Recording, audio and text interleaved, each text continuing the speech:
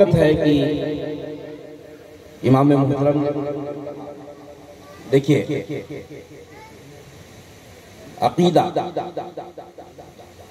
अकीदा एक ऐसी चीज है कि अगर ये दुरुस्त नहीं है तो फिर आपका ईमान सलामत रह ही नहीं सकता। ये अकीदे की रोशनी में अपना काम कीजिए। और चूंकि खतीबे इसी वकार मौलाना हसीब रज़ा अहमदी साहब की तशरीफ फरमा है, इसलिए मैं मजीद वक्त नहीं लूंगा।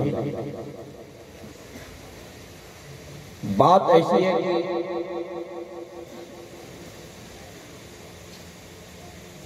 दो में से एक का इंतखाब आपको करना है।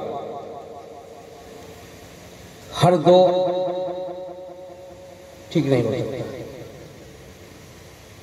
और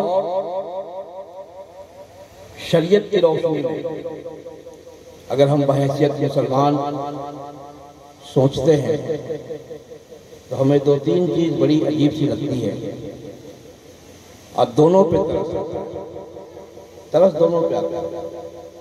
एक वो शख्स है जो आलिम दीन रहते हुए, इमाम रहते हुए, वो चाह के किसी आम आदमी से मसला, आम आदमी ऐसी बात है, और उससे ज्यादा तरस उस पर आती है जो वो ये नहीं कहता है कि मसला बताना आलिम दीन का काम है, इमाम मुहतरम का काम है, उससे पूछ लो, बल्कि वो खुद कह देता है कि हाँ हाँ ऐसा नहीं, पता नहीं उसको सनद किसने दे दिया, खुद तो गया ही था दीन से और उसको भी ले लिया। तो ये सब जो कमियां हैं इसको हमें और आपको दुरुस्त करनी चाहिए। ये एक आलिम ही बता सकता है कि हकीकत में वो मसाइल क्या है, उसका जुज क्या है, उसका कुल क्या है। इसीलिए हमें अपना ताल्लुक अपने अइमा से, अपने उलमा से बहुत गहरा रखना है कि हम उनसे सवालात करें और वो हमें सही जवाब देकर हमें बताएं। आदमी समझने वाला सिर्फ ये समझता है, तो मैंने कहा ना कि हर दाढ़ी टोपी वाला वो आदमी मौलवी साहब, जो भी दाढ़ी टोपी लगाया वो मौलवी साहब, लेकिन उसके औसाफ, उसके इल्म, उसकी रसाई ये कहां तक है आपने अंदाजा नहीं लगाया। सिर्फ अगर दाढ़ी और टोपी रखने वाला मौलवी साहब हो जाए तो फिर हमारे ये बड़े बड़े उलमा, ये अल्लामा, ये वो लोग जो हमारे ईमान और अकीदे को संवारते हैं, इनकी हैसियत क्या है।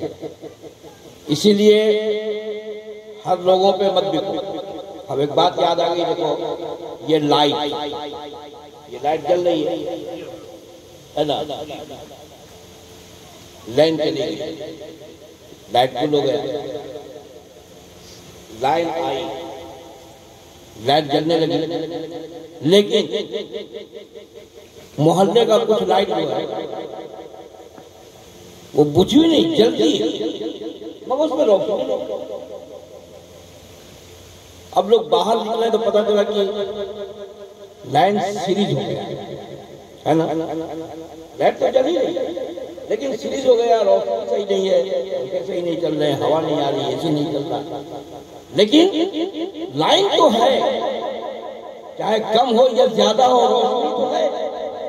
आप कहेंगे नहीं यार जो काम न करे वो रोशनी कैसे, तो जो ईमान को न संवार दे वो अकीदा कैसे जी, जो तुमको सच्चा पक्का मुसलमान न बना दे वो अकीदा कैसे।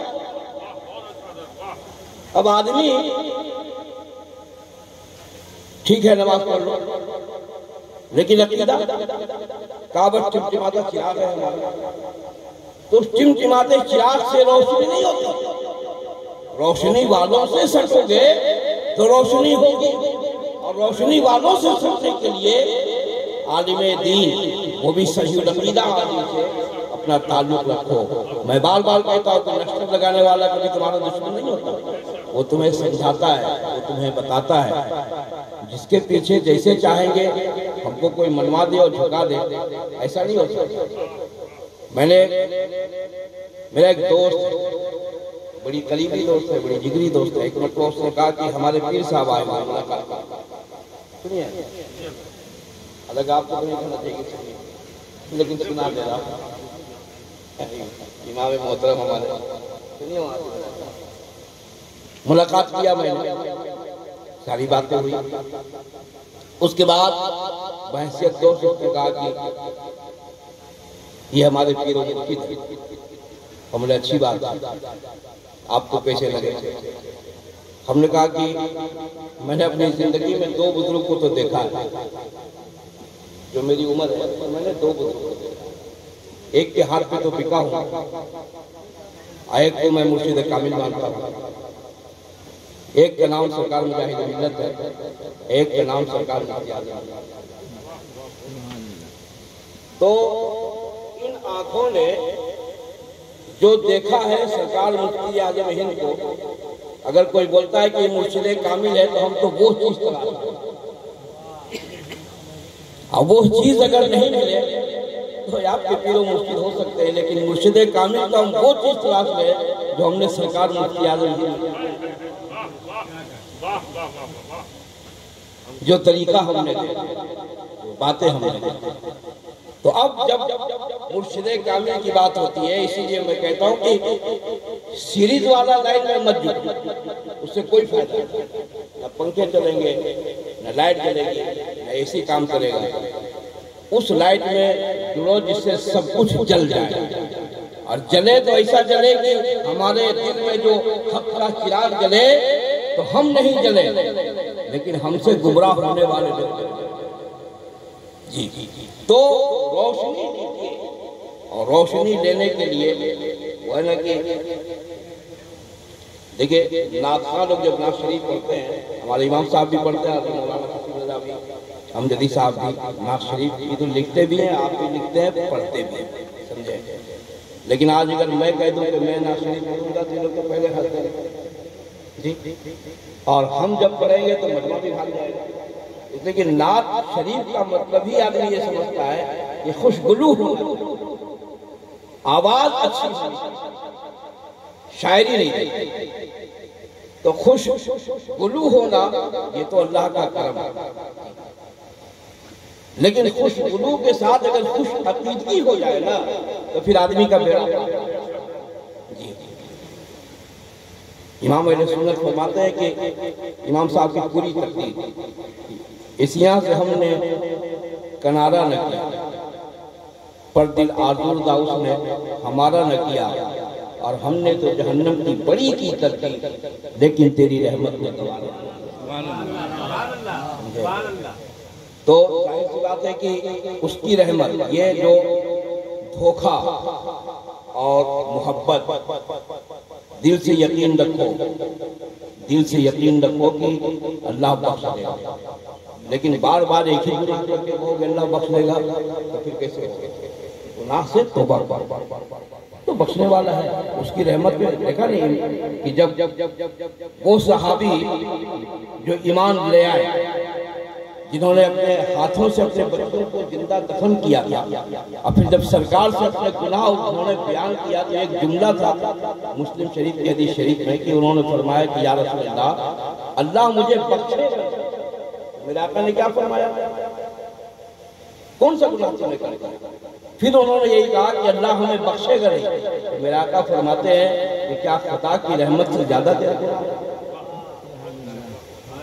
बहुत अच्छा। खुदा की रहमत से ज्यादा तेरा गुनाह? वो रहमत वाला, वो मग़फ़िरत करने वाला, वो बख्शने वाला। लेकिन मोमिन कैसा होना चाहिए? मोमिन भी तो ऐसा होना चाहिए ना।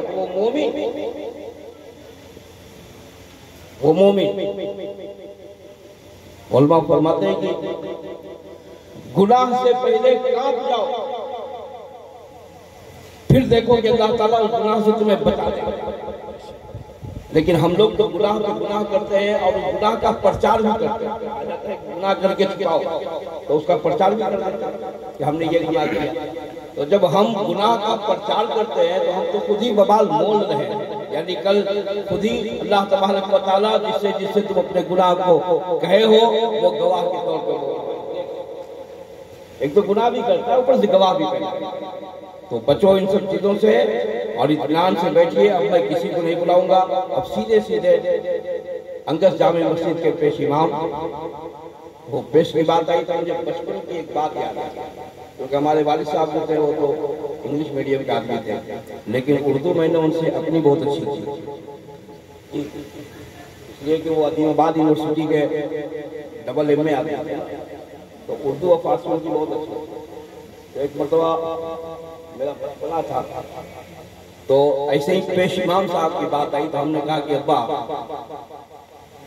इमाम साहब को पेश मेरे वालिद साहब ने कहा अबे बेवकूफ, पेश का मतलब होता है सामने का। हमने कहा पेश तो हम देखते हैं बोल होता है और आप कहते हैं सामने का होता है। तो उन्होंने कहा कि जब उम्र होगी तो समझ में बात आ जाएगी, उर्दू ठीक ठीक से। हालांकि वो इंग्लिश के आगे, लेकिन उनकी उर्दू उनकी फारसी इतनी अच्छी। मैंने मदरसा जाने से पहले उनसे ये दोनों और सीख। तो बात वही आ गई कि आदमी समझता कुछ है लेकिन उसके तर्जुमे जो है उसको सीखो। तो बहरहाल अब आइए, मैं किसी और को नहीं, सीधे सीधे मौलाना हसीब रज़ा साहब की बारगाह में चलता हूँ। नारा लगाइए, मौलाना हसीब रज़ा साहब को सुनिए। नारे तकबीर, नारे रिसालत, मसलके आला हजरत, उलमाए अहले सुन्नत, हजरत मौलाना हसीब रज़ा अमजदी, उर्से डंडा शाह, नारे तकबीर, नारे रिसालत।